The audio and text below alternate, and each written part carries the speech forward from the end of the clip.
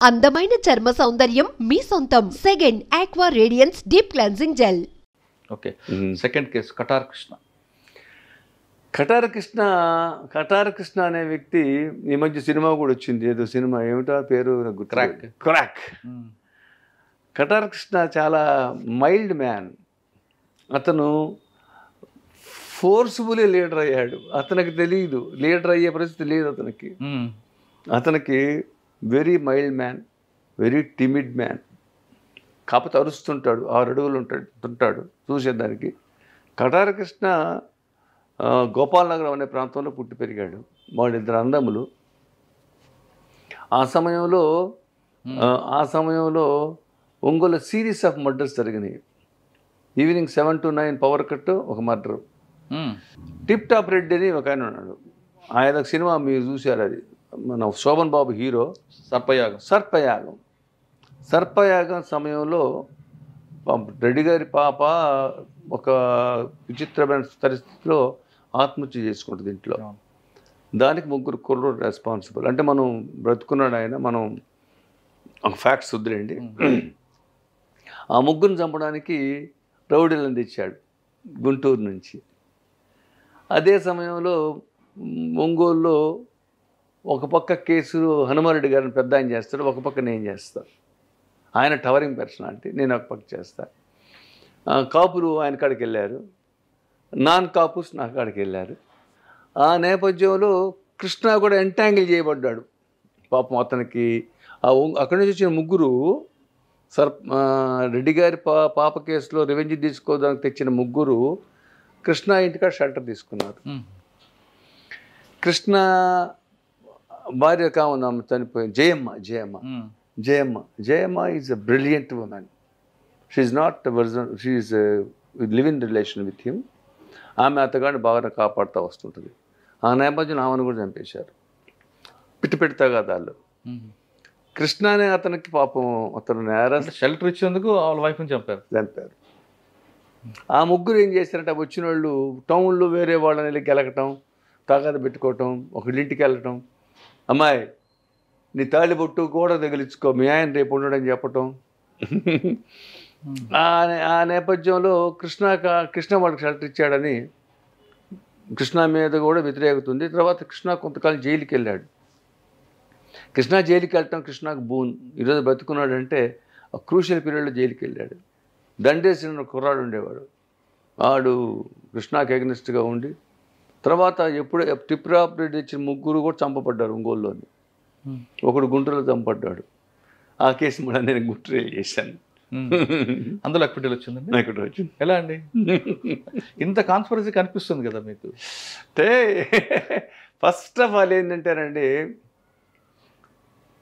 మన న్యాయ వ్యవస్థలో అడ్వర్సేరియల్ సిస్టమ్ అంటాం. మన న్యాయ వ్యవస్థని అడ్వర్సేరియల్ సిస్టమ్ అంటే మీరు ఆపాదిస్తేనే మీరు రుజువు చేయాలా.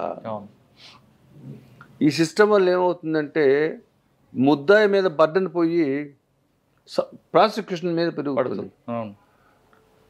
ప్రిన్సిపల్ విట్నెస్ నేను చూడలేదని కానీ చంద్ర అదే చూడలేదు అంటారు. కేసు బిల్డప్ చేసినప్పుడు బ్రహ్మాండంగా ఉంటుంది. ఇంకోటి ఏంటంటే, క్రిమినల్స్ మీద మనం సాక్ష్యం చెప్తే మనం ఎలిమినేట్ చేస్తారేమో, అదో భయం ఉంది.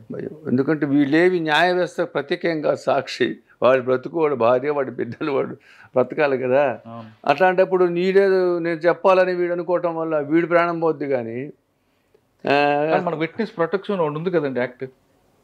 సార్ ఇప్పుడు చెప్పేదానికి ప్రాక్టికల్కి చాలా డిఫరెన్స్ ఉంటుంది. ఎంతకాలం ప్రొటెక్ట్ చేస్తారు చెప్పండి. మీకు ఒక మర్డర్ కేసు చెప్తా, ఇంకో మర్డర్ కేసు. పేరమెట్ట గ్రామంలో ఇక్కడ సూరా నాగేశ్వరుడు అని ఒకతున్నాడు. అతగాడు నా క్లయింట్. ఒక తగాదాలు వచ్చి 2 చంపేస్తారు. ఇది కారులో పాల వ్యాన్లో 2 వస్తుంటే పాల ఫ్యాక్టరీ ముందు చంపేస్తారు. క్లయింటే 2 చంపేస్తారు. ఇద్దరు చంపారు స్పాట్లో, రోడ్డు మెట్ట బాడీస్. అప్పుడు పిస్టల్ ఉండవు అప్పట్లో, కత్తులు, గొడ్డళ్ళు, గండ్ర గొడ్డళ్ళు చంపేస్తారు. ఒకే ఒక ఐ విట్నెస్ ఉన్నాడు. మంచి కేసు, వాడు చెప్తే శిక్ష పడుద్ది. ట్రయల్ రేపనగా వీడిని చంపేశారు. అరే ఎవరిని? సాక్షిని. కేసు పోయింది. చంపింది ఎవరు? మీకు వీళ్ళే అంటే వాడిని ట్రై చేశారు కాంప్రమైజ్కి, వాడు ఒప్పుకోలేదు. అందువల్ల ఇక they have taken such a drastic step. అరే అలా ఉంటుంది. మీరు ఒక చిన్న సామెత చెప్తా, truth is stranger then fiction అనే ఒక సేయింగ్ ఉంది. Again I will come back.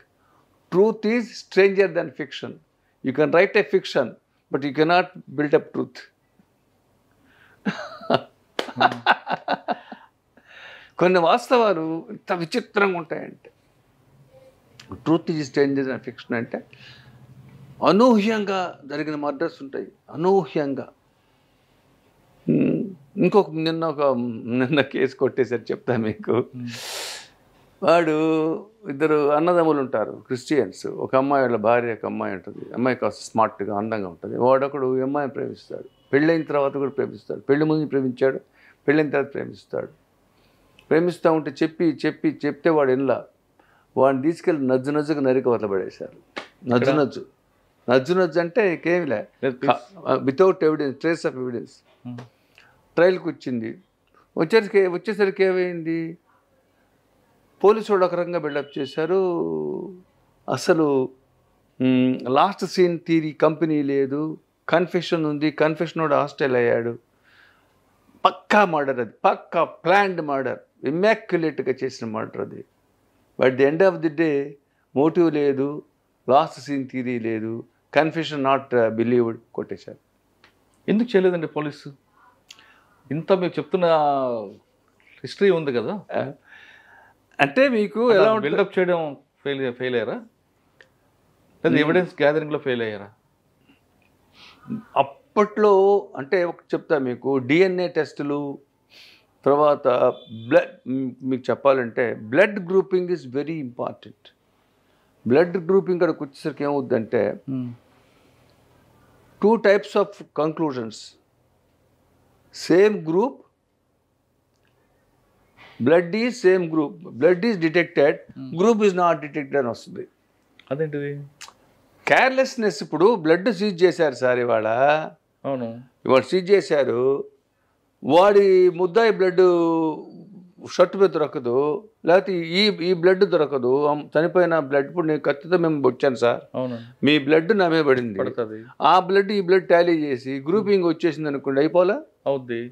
ఏం చేస్తారు అప్పుడు? మర్చిపోతారు. మేకదో, తర్వాత కోడిదో, 1 నెల ఆగి 2 నెలలు ఆగి దీని మీద వేసి ఇది పంపిస్తారు.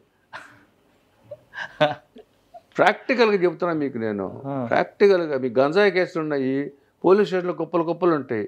4 సార్లు వాడు రౌడీజం చేస్తాడు, చూస్తారు, 4 గంజాయి, 6 కేజీ గంజాయి పెట్టి కోర్టుకు తోస్తుంటారు.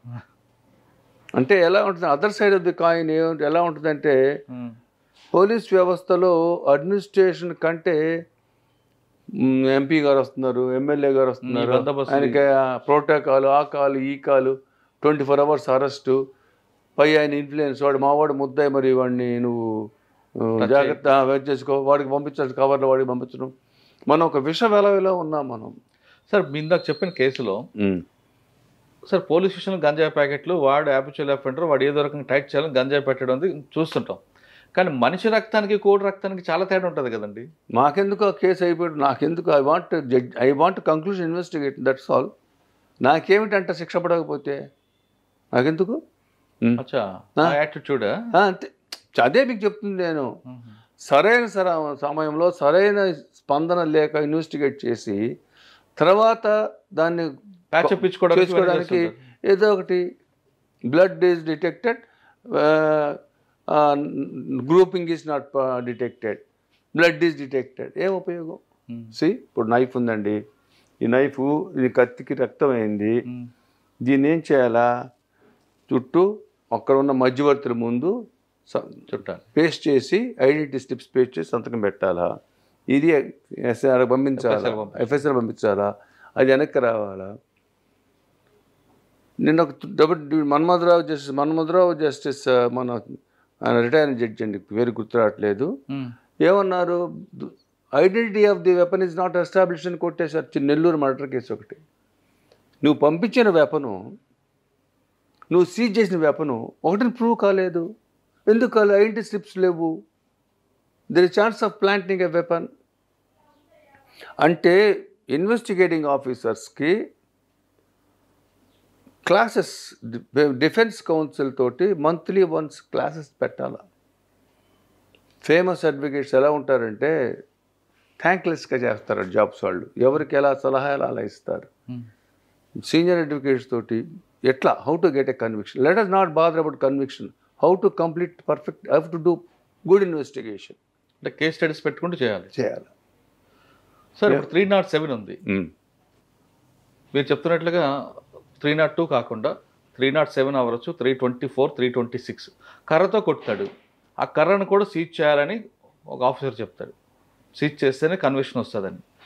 ఆ స్పాట్లో, ఆ మూమెంట్లో కర్ర దొరకదు, ఇంక వేరే కర్ర పెడుతుంటారు. ఇప్పుడు ఆ కేసు నిలబడుతుంది అంటారా? యాక్చువల్గా ఇప్పుడు కర్ర దొరకాలి, కర్ర దొరకందే కన్విక్షన్ లేదనేది ఒక భ్రమ. నలుగురు ఐ విట్నెసెస్ కర్రతో కొట్టారని చెప్పారండి. ముద్దాయి కర్ర ఇసిరేశాడు, కర్ర దొరకలేదు. కర్ర దొరకపోతే శిక్ష అయ్యకూడదు. ఎవరు చెప్పారన్నమాట? కొంతమంది ఆఫీసర్లు ఏమంటారంటే ఖచ్చితంగా కర్రను సీజ్ చేయండి, ఆ కర్ర కానీ లేదా ఒక కత్తి కానీ అటు పోతూ పోతూ ముద్దాయి చెరువులో పడేస్తాడు. ఆ ప్రాపర్టీ రికవర్ అయితేనే మనకి కన్విక్షన్ వస్తుంది. కాబట్టి ఆ చెరువులో నీళ్ళు కూడా తోడించే వాళ్ళు కొంతమంది ఉన్నారు. ఇప్పుడు మీ కార్పస్ డెలెక్టై అని మీరు వినుంటారు. కార్పస్ డెలెక్టై శవం ఉండదు, మర్డర్ కేసు ఛార్జరు, శిక్షలు పడ్డాయి కూడా ఉన్నాయి. మీరు అతను వెళ్ళాడితో పాటు లాస్ట్లో పలానా చోట నుంచి అతను కనపట్టలేదు, కన్విక్షన్ ఇచ్చిన కేసులు ఉన్నాయి. ఇప్పుడు నైఫ్ సీజ్ చేయదగ్గ పరిస్థితుల్లో సీజ్ చేయాల్సిందే. సీజ్ చేయకపోవటం అనేది ఫ్యాటల్ అవ్వచ్చు. But at the end of the day మీరు మిగతా సాక్ష్యాలు, మంచి సాక్ష్యాలు పెట్టారనుకోండి, ఎందుకు రాదు conviction? It is not mandatory that you should do immaculate investigation. కానీ మీలాంటి డిఫెన్స్ వాళ్ళు అడుగుతారు కదా, క్లయింట్ నాకు ఆ కర్ర లేదు కాబట్టి, కత్తి లేదు కాబట్టి, లేదా బాడీకి హెడ్ లేదు కాబట్టి ఈ కేసులో కొట్టేయండి, ఇది బాడీ. ఏం సార్ అది? ఇప్పుడు పలానా ఎల్లయ్య చనిపోయాడు, ఎల్లయ్య బ్లడ్ తీసుకోండి, ఎల్లయ్య కూతురు బ్లడ్ తీసుకోండి, డిఎన్ఏ టాలీ అవుద్ది కదా, తల ఎందుకండి? కానీ గతంలో గుంటూరు జిల్లాలో, పల్నాడులో కొన్ని కేసులు. అవును, పల్నాడు జిల్లా మొత్తం కూడా ఎంఓ ఏంటంటే తల లేకుండా చంపేస్తారు. సిరీస్ కూడా వచ్చింది, నేను చదివాను. ఎందుకంటే ఐడెంటిటీ ఎస్టాబ్లిష్ కాదని. అట్లాంటి కేసులో కూడా ఏం చేసేవాళ్ళు అంటే పచ్చబొట్టు వేయించేది. అవును, పృథ్వీనారాయణ కేసు నేను చేశాను. పృథ్వీనారాయణ ఇక్కడ డిఎస్పీగా ఉన్నప్పుడు చిన్నగంధన ఊర్లో ఫైరింగ్ ఓపెన్ చేశారు, ఇద్దరు చనిపోయారు. అవును, మెజిస్టేరియల్ ఎంక్వైరీ ఒంగోలులో జరిగింది. నేను దాంట్లో డిఫెన్స్ చేసి కొట్టేయించాను. ఎంక్వైరీ హీరో నాట్ గిల్టీ అని చేయించాం. ఓకే, పోలీసులు చేసిన కొన్ని పనుల్లో మీరు వాళ్ళని కాపాడిన కేసులు ఉన్నాయి, ఒకసారి చెప్పండి. పృథ్వీనారాయణ గారితో పాటు ఆల్మోస్ట్ ఆల్ ఒంగోలులో ఒక 50 పోలీస్ కేసులు ఉన్నాయనుకోండి, 30 నేనే చేసి ఉంటాను. బాగా గుర్తుపెట్టిన కేసు చెప్పండి. అంటే వాళ్ళకి జైలుకి పోకుండా కాపాడారు కదా? మర్డర్ కేసులో కాపాడారు. ఒక క్రిమినల్ చంపేశారు చీరాల్లో, శ్రీధర్ రెడ్డి అని. ఇప్పుడు రిటైర్ అయిపోయి డిఎస్పీ రిటైర్ అయిపోయి ఉన్నాడు శ్రీధర్ రెడ్డి. చాలామంది కాపాడారు. అంటే ఏమవుతుందంటే దాంట్లో ప్రాథమికంగా పోలీసుల మీద కేసులు ఎందుకు కొట్టివేయబడతాయంటే లైన్ ఆఫ్ ఇన్వెస్టిగేషన్ కొద్దిగా షాబీగా ఉంటుంది. అంటే వాంటెడ్లీ అది యూ కెన్ ఇన్ఫర్ ఇట్, షాబీగా ఉంటుంది. తర్వాత విట్నెస్లు అందరూ వీళ్ళకి అనుకోని విట్నెస్లే ఉంటారు, కంప్లైంట్ వీళ్ళే ఉంటాడు. ఆ చివరికి వచ్చేసరికి ట్రయల్ 10 ఏళ్ళ తర్వాత వస్తుంది ట్రయల్. ఎందుకంటే వీళ్ళు అక్కడ స్టే అని, ఇక్కడ స్టే అని, 197 శాంక్షన్ లేదని, అదని ఇదని అదనిదని ట్రయల్కి వచ్చేటప్పటికి ఒక 60 విట్నెస్లు చచ్చిపోయి ఉంటారు. సో పోలీసు అంటే ఒక్కటి సార్, అదే చెప్పాను మీకు, ఇన్వెస్టిగేషన్ కంప్లీట్ అయ్యి ఛార్జ్షీట్ పడిన తర్వాత వితిన్ ఎ షార్ట్ స్పాన్ ట్రయల్ జరిగితే చాలా ఎఫెక్టివ్గా ఉంటుంది. కొట్టేశారంటారా, శిక్ష పట్టమంటారా, ఇవన్నీ వేరే. Delay in conducting trial is always causing great injustice to the criminal system. Justice system. Trials ఎర్లీగా బిగిన్ అయితే, ఇప్పుడు కంటెస్ట్ అయితేనే ఒక లాయర్కి రెప్యుటేషన్ వస్తుంది, మజా ఉంటుంది, ఇండస్ట్రీ ఉంటుంది. అందరు హాస్టైలు మన జూనియర్ పంపించిపోయి చేసిరారు అంటాం మేము. కరెక్ట్, అది ఆట ఆడుకుందంటే మీకు కూడా వెళ్ళాలి, బ్రెయిన్ యూజ్ చేయాలి. నాట్ ఓన్లీ దాట్, ఇప్పుడు ప్రాసిక్యూషన్ వ్యవస్థ లేకపోతే డిఫెన్స్ వ్యవస్థ లేదు, డిఫెన్స్ వ్యవస్థ లేకపోతే ప్రాసిక్యూషన్ వ్యవస్థ లేదు, ఈ రెండు వ్యవస్థ లేకపోతే న్యాయ వ్యవస్థ ఉండదు. సో ఈ క్వెస్ట్ ఫర్ జస్టిస్ అంటుంది, రిక్వెస్ట్ ఫర్ జస్టిస్. మన ప్రయాణం న్యాయాన్ని ధర్మాన్ని వెతుక్కుంటూ వెళ్తున్నాం మనం. దీంట్లో 3 కోణాలు, న్యాయమూర్తి, ప్రాసిక్యూటరు, డిఫెన్స్. సో చప్పగా ఎప్పుడు ఉంటుంది, హాస్టల్ అయితే చప్పగా ఉంటుంది.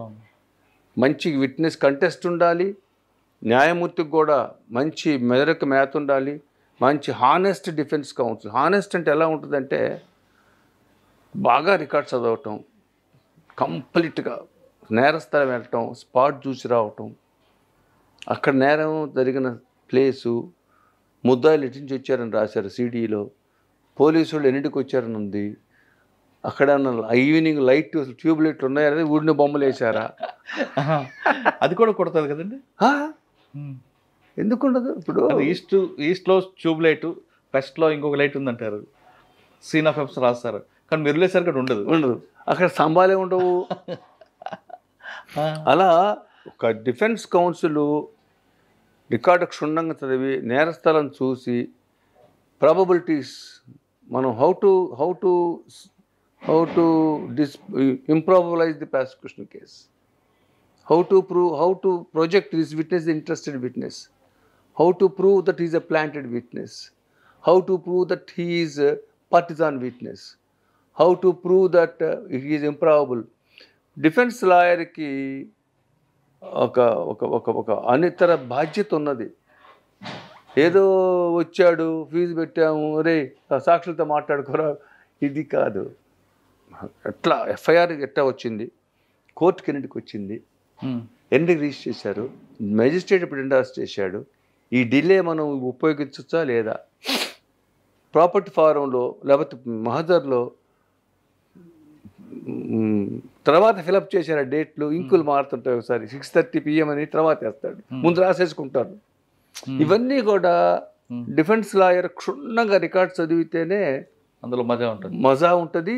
మజాయే కాకుండా మన వృత్తికి మనం ధర్మం చేసినట్టు. ఓకే సార్, మీ సర్వీస్లో చాలా కేసులు చెప్తున్నారు, ఇంకా మీరు బాగా ఎఫర్ట్ పెట్టిన తర్వాత కూడా కన్విక్షన్ వచ్చిన కేసు ఉందా? ఎందుకుండవండి, బ్రహ్మాండంగా ఉంటుంది. నేను ఈ మధ్య ఒక కేసు చేశాను, డౌరీ డెత్ కేసు.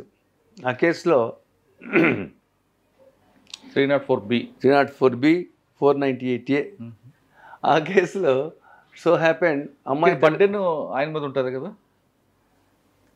చెప్తా మీకు, I will come to that point. చనిపోయిన అమ్మాయికి ఒక ఆడపిల్ల ఉంటుంది, కొద్దిగా నల్లగా ఉందని, పిల్ల నచ్చట్లేదని, ఏదో వాళ్ళు అమ్మాయిని తిడుతున్నట్టుగా కేసు బిగిన్ అవుతుంది. ఆ అమ్మాయి తల్లిదండ్రులు ఆ ఊర్లో ఉండరు, ఐ విట్నెస్ లేరు.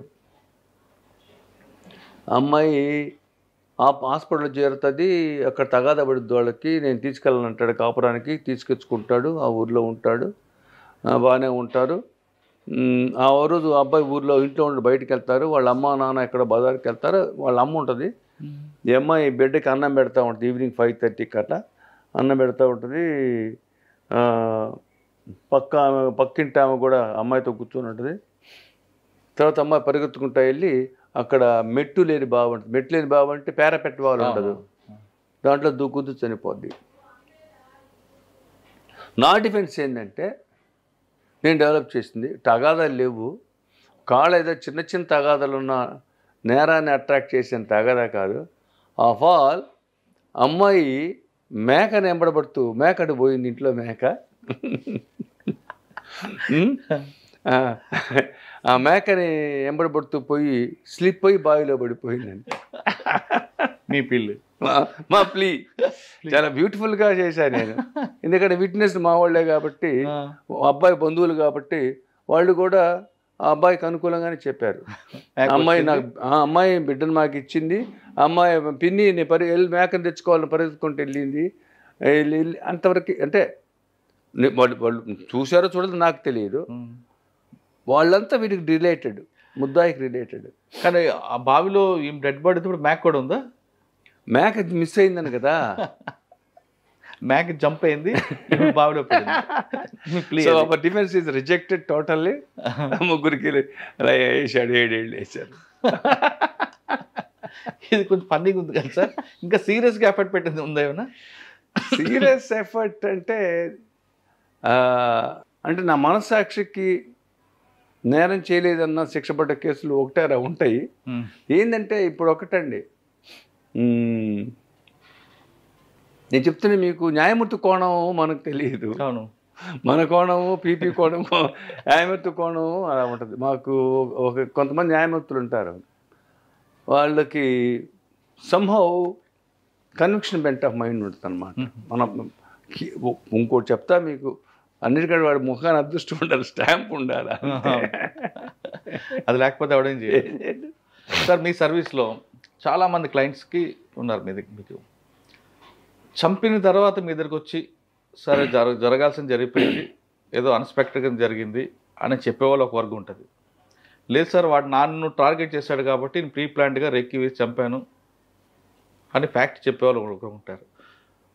మూడోది, నేను ఇంకా చంపబోతున్నాను, నాకు మీరు హెల్ప్ చేయగలరా అని అడ్వైస్ చేసుకుని కూడా ఉంటారు. ఈ ముగ్గురు ఎవరైనా వస్తుంటారా? 3 రకాల వాళ్ళు వస్తారు. అయితే సార్ ఇట్లా నా భార్య నా ప్రాణం పోతుంది సార్ అంటే, నేను నెవర్ అడ్వైజ్డ్ ఎనీబడి అడ్వైజ్. ఎందుకంటే వాళ్ళు కొంతమంది లాయర్లు ఏం చెప్తారంటే, నాకు 1 లక్ష ఇచ్చిపోరా నేను తెలుసుకుంటానంటాడు. నేనేమంటానంటే, బాబు నువ్వు నాకు ఇది చెప్పొద్దు. నాకు వచ్చారు పీపుల్ హ్యావ్ కమ్, మేము ఎల్లుండి పలానా చోట పలానా చేయబోతున్నాం సార్, నువ్వు నాకు చెప్పక బాబు వెళ్ళిపోయాను. ఎందుకంటే సమ్ టైమ్స్ మేము కూడా మాది కూడా ఇన్వాల్వ్మెంట్ వచ్చింది. అప్పుడు మీరు క్రైమ్లో ఇన్వాల్వ్ అయిన డెఫినెట్గా. సపోజ్ సీసీ కెమెరా ఉన్నాయనుకోండి మా ఇంటి చుట్టూ, ఉంటాయి, డెఫినెట్గా ఉంటాయి. ఇది recent trend, CC camera is order of the day. 1 గంట ముందు, నేరం ముందు లాయర్ గారి ఇంటి ముందుకు వచ్చినట్టుగా సీసీ కెమెరాలు అంటే ఏమిటి అర్థం? ఫోన్ చేసినా చాలు కదా. So with all respect to my community, there are advocates. ఎందుకు మర్డర్లు జరుగుతున్నాయండి? అడ్వకేట్ ఎందుకు చంపుతున్నారండి? ఎలా ఉండాలి అడ్వకేట్ అంటే? మనం తామరాకు మీద నీటి బుట్లాగా ఉండాలి లీగల్ ప్రొఫెషన్ అంటే. We cannot share the passion and worry of accused. Right, మనకెందుకు సార్? నేను చెప్పిన 3 రీజన్లో ఒక్కొక్క రీజన్ చెప్పండి, ఎవరు వచ్చారమ్మా? పేరు రివీల్ చేయకుండా చెప్పండి. ఫస్ట్, అన్ఎక్స్పెక్టెడ్గా ఏదో చిన్న విషయంలో గొడవ జరిగింది, నేను మర్డర్ చేశాను, నన్ను ఏదో రకంగా బయటపడింది అనే ఒక రీజన్ ఉంటుంది. ఆ రీజన్లో ఎవరైనా వచ్చారు మీ దగ్గరికి? డెఫినెట్గా ఎక్కువ ఆ శాతం. నేను రాగానే ఫస్ట్ నాకు ముందు నా సాటిస్ఫాక్షన్ కోసం ఎలా జరిగిందో చెప్పు. నువ్వు ఎలా చెప్పకపోతే నేను డిఫెన్స్ బిల్డప్ చేయలేను. కొంతమందిది హానెస్ట్గా ఉంటుంది, కొంతమందిది వీడు ఇంతరా ఈ కేసు చేయకూడదురా పెదవ, వీడు ఇంత దుర్మార్గంగా చంపాడే అని అనిపిస్తుంది. వాడు చెప్తాడు, 2 తాగున్నాం సార్, వాడు ముందెళ్ళి వచ్చాడు ఆ అమ్మాయి దగ్గరికి, మళ్ళీ నన్ను పోతాడు, నన్ను అడ్డం అంటే ఎట్టంటారంటే రిఫ్రాఫ్ ఉంటారు కదా, ఫుల్గా తాగి ఉంటారు, ఎవరో ఒక అమ్మాయిని తెచ్చుకుంటారు, అక్కడక్కడ డెవలప్ అవుద్ది తాగాలి. అక్కడక్కడ డ్రింక్ చేయటం వల్ల మత్తులో వాడు ఫస్ట్ అమ్మాయి ఇక్కడికి వెళ్ళొస్తాడు, మళ్ళీ నేను వెళ్తాను సార్ అంట, వెళ్తాను బాబాయ్ అంటాడు, నువ్వేంద్ర లేదని ఇద్దరు కొట్టుకుని వీడిని కొడతాడు. దట్ ఈస్ పవర్ ఆఫ్ మూమెంట్లు జరిగినాయి. కొన్ని ప్లాన్డ్గా మ్యాథమెటికల్గా కుటుంబ తగాదాల నేపథ్యంలో వీళ్ళ కుటుంబం చంపుకుంటారు, కేసు కొట్టేసి ఉంటుంది. కేసు కోర్టు ఒక 2 ఏళ్ళు గ్యాప్ ఇచ్చి వాడు 4గురిని చంపుతారు. ఆ తరహా కూడా వస్తుంటారు మీ దగ్గర? సలహా కాదు, ఆ తరహా నేరం చేసిన ఎందుకు రారండి? 44 సంవత్సరాల జీవితంలో నా లీగల్ ప్రొఫెషన్లో ఎన్ని దారుణమైన కేసులు వచ్చి ఉంటాయి అంటారు. చిన్న బాగా గుర్తుండిపోయిన కేసు చెప్పండి. అది ఇంత చిన్న కారణానికి ఇంత పెద్ద హత్య జరిగింది అనేది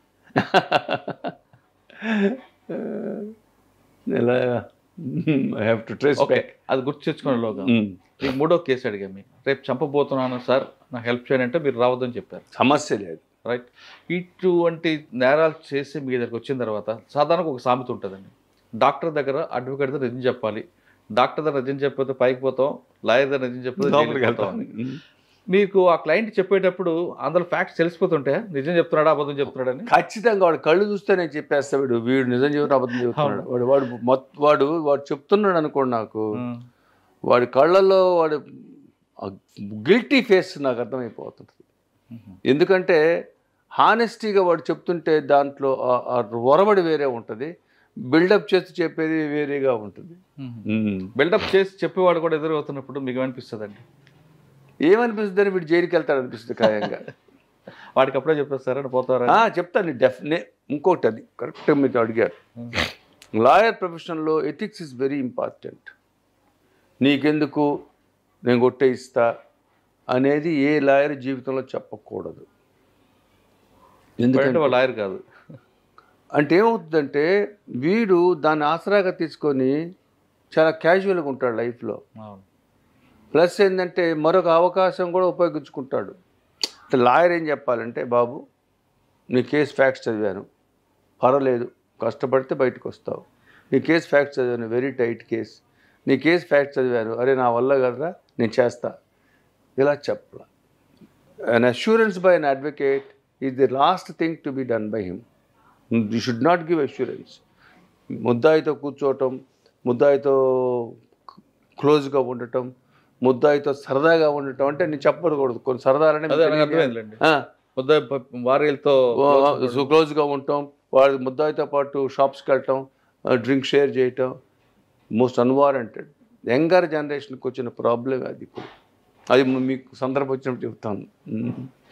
ఓకే, సో మీకు తీసుకున్న కేసుల్లో ఇంకా సెన్సేషన్ కేసు చెప్పండి. చాలా ఉన్నాయి మీకు 44 సంవత్సరాల్లో. అంటే అందులో పొలిటికల్ మోటివేట్ కూడా ఉంటాయి. ప్రకాశం జిల్లా అనగానే రాజకీయ నాయకుల కనుసనలో జరిగే హత్యలు ఉన్నాయి.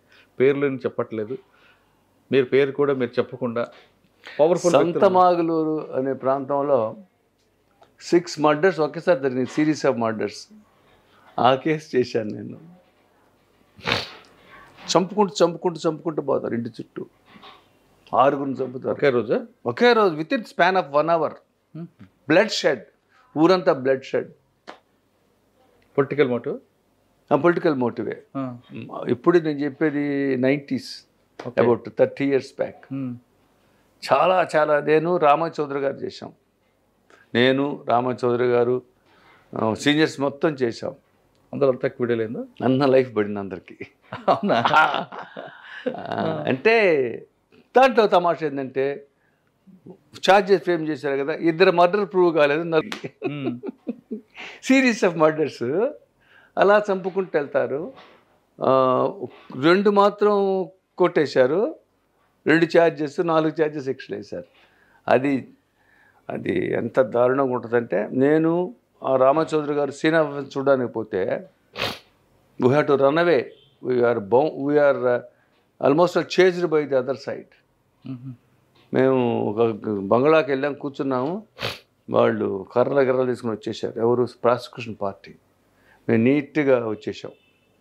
అంటే గ్రామ తగాదాలు ఎట్టుంటాయి, గ్రామ కక్షలు ఎట్టుంటాయంటే, గ్రామ కక్షలు 2 రకాలు. ఒకటి కుటుంబ కక్షలు, ఒకటి స్త్రీ కక్షలు, ఒకటి ఆస్తి కక్షలు. ఆల్మోస్ట్ గ్రామాలు ఇవే ఉంటాయి. ఆతపచ్చిపోరు ఉండదా? అదే కుటుంబ కక్షలు అంటే కదా. అందువల్ల గ్రామాల్లో ప్రాబ్లం ఏంటంటే, అట్లా చెప్తారు సాక్ష్యం, ఇమ్మాక్యులేట్గా చెబుతాడు, ఎవడు హాస్టైల్ గాడు పర్ఫెక్ట్గా చెబుతాడు, నేరం చూశాడు కాబట్టి ఉన్నదోడు చెప్తాడు. It is very tough to wriggle out అట్లాంటి కేసుల్లో. అట్లాంటి గ్రామ కక్షల కేసులు ఇవన్నీ ఎలా ఉంటాయంటే, మాకు నిద్ర లేని రాత్రులు ఎన్నో గడుపుంటాం మేము పైకి. After all we are human beings. రేపు ట్రయల్ ఉంది, రేపు 4 ఐ విట్నెస్లు వస్తున్నారు. ఐ విట్నెస్లో 2 ఇంజ్యూర్డ్, 2 ఎవరు? Wife of the deceased, brother of the deceased, report ఇచ్చింది అతనేను, వస్తున్నారు. రేపు కోర్టుకు వస్తారు, 4 వస్తారు. ఎట్లా చేయాలా అంటే, ట్రూ కేసు నేను నా అనుభవంలో చెప్తున్నాను. ట్రూ కేసు కనుక, ట్రూ ఎవిడెన్స్ కనుక ఇస్తే అట్లీస్ట్ 60% కన్విక్షన్స్ వస్తాయి. Shabby investigation, lethargic investigation, casual investigation, ఇవన్నీ కూడా ముద్దాయిలకి బెనిఫిట్గా మారుతున్నాయి. డిసీజ్డ్ పార్టీకి నష్టం జరుగుతున్నాయి. సార్, ప్రకాశం జిల్లాలో కేసులు జరిగితే డిఫెన్స్ సర్టిఫికేట్తో పాటు పబ్లిక్ ప్రాసిక్యూటర్లకి అవతల ఉన్న పొలిటీషియన్స్ బెదిరింపులు అన్నది వాస్తవం అంటారా? అటువంటి ఆ తరహా బెదిరింపులు ఎప్పుడైనా మీరు ఎదుర్కొన్నారు? అంటే ఒక్క కేసులో మాత్రం అది పొలిటికల్గా ఒంగోలు టౌన్కి వచ్చేసరికి మీకు ఇక్కడ కొంత ఆనెస్టీ ఉంది. పొలిటికల్గా మమ్మల్ని నన్ను ఎవరు చేయలేదు, చేయరు కూడా. ఎందుకంటే it depends upon my character. Right. Me character మీకన్నా ముందు ఉంది కాబట్టి అది మీ ఒక్కరిదే కదా, మీ పేరెంట్స్ ఉంది కాబట్టి. అంటే ఒక మీ ఫాదర్ది అదొక brand, this is a brand. అందువల్ల ప్లస్ అక్కడే చిన్న అడ్వాంటేజ్, నేను అట్లాంటప్పుడు ఈల్డ్ కావచ్చు, నన్ను ఎవరు పట్టుకోరుగా, ఈల్డ్ కావచ్చు. కాబట్టి నేను ఈ వృత్తిలో మీకు ఏం చెప్పాలంటే, ఒక న్యాయవాదికి bribing either through a woman or money or politics, ఇవన్నీ ఛాన్సెస్ ఉంటాయి. అది నాలో ఉన్న వీక్నెస్కే బానిస అవుతాను, కానీ నేను లేనప్పుడు నన్ను ఎవరు పట్టుకోలేరు. సో నా ఒక్కసారి మాత్రం ఒక కేసులో మాత్రం నేను చాలా వర్రీడ్గా ఒంగోలు నుంచి వెళ్ళిపోయాను ఒక 4 రోజులు. ఎందుకంటే ఒంగోలు వదిలి వెళ్ళిపోయాను నేను. I have to save myself. They wanted to attack me. ముద్దాయి చనిపోయిన అతని బంధువులు నాకు తెలిసే నేరం జరిగిందని నా మీద ప్రయత్నం చేయబోయారని నాకు ఒక పోలీస్ ఆఫీసర్ చెప్పాడు. సో నేనే వెళ్ళిపోయాను. అఫ్కోర్స్ తర్వాత వాళ్ళు తెలుసుకున్నారనుకోండి. ఎలా ఉంటుందంటే your intelligence sometimes is your enemy. Your spark is your enemy sometimes.